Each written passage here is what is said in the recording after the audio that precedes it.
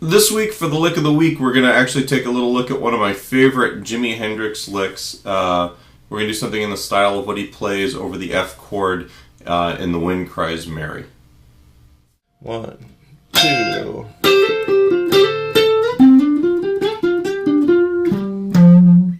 Now there's a little difference in what I'm doing and what's on the recording. It's pretty close. A lot of what he plays in the bottom part,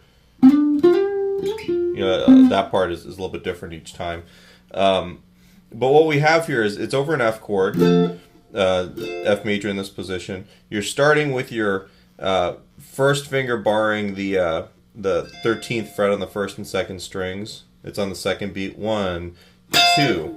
It could also be played 1. I think he does that on some of them where he's hammering on the 15th fret on the second string, but you're playing the 13th fret. I usually just like playing that. And that's actually just part of this F chord right here. And then you're going to take your first finger and put it on the 12th fret, 3rd string, second finger on the 13th fret, 2nd string. And that's going to be kind of your home base for this part. And you're going to hammer on, you'll play both those strings and then hammer your 3rd finger on the 14th fret and then pull off. And with your pinky, reach out to the 15th fret on the 4th string, right? If you look at it, we just take those 3 notes. That's actually an F chord, like that, or an octave down, right there. All right, so you got 1, 2, 3, and then I'm going to take that bit and do it again. So it's the 12th fret, 3rd string, 13th fret, 2nd string, and then hammering on the 3rd finger on the 3rd string, 14th fret. Real quick, it's not like that sort of, it's more of a grace note. So it's 4 and 1, 2, 3 and a 4 and that's the first bar of this. Now the next part, this is actually kind of the part that I like the most, even though it's a little bit simpler. You're playing an F major pentatonic scale. And he plays it up in this part of the neck where it's kind of dead and dull sounding, but it really works for Wind Cries Mary, and it's a really good example of how you could play an idea in one place on the guitar and it'll sound totally different than other parts. I'll play the phrase here before I actually teach it to you, just so you can hear the differences. Alright, so that's kind of in that part of the fretboard. Now if I come down here, this is the next position back where you could play this like this. It already sounds a little thinner.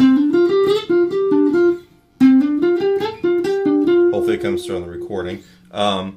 We could do it down here in the 5th position.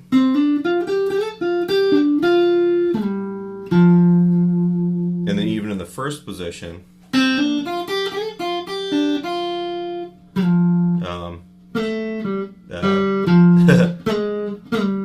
Something like that, I guess.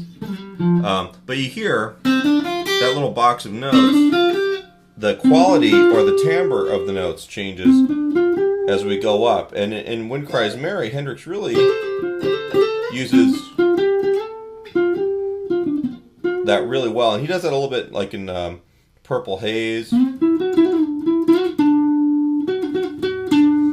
It's just a weird sound. I always wondered why you played it there, but the more I look at his playing, the more I realize that some of that stuff just sounds really cool there, and it's different than other places where you would normally play. So that's kind of the deal. All right, so as far as actually playing the lick, you've got the 13th fret the 15th fret on the 5th string.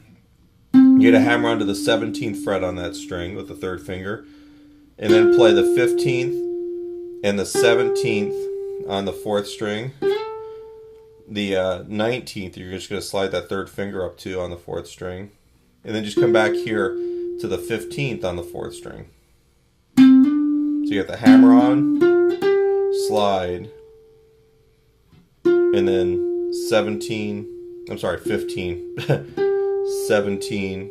And notice I'm going to roll the finger to go from the 17th on the 4th string to the 17th on the 5th string. And then slide down 15th fret on the 6th string to the root, the F on the 13th fret there.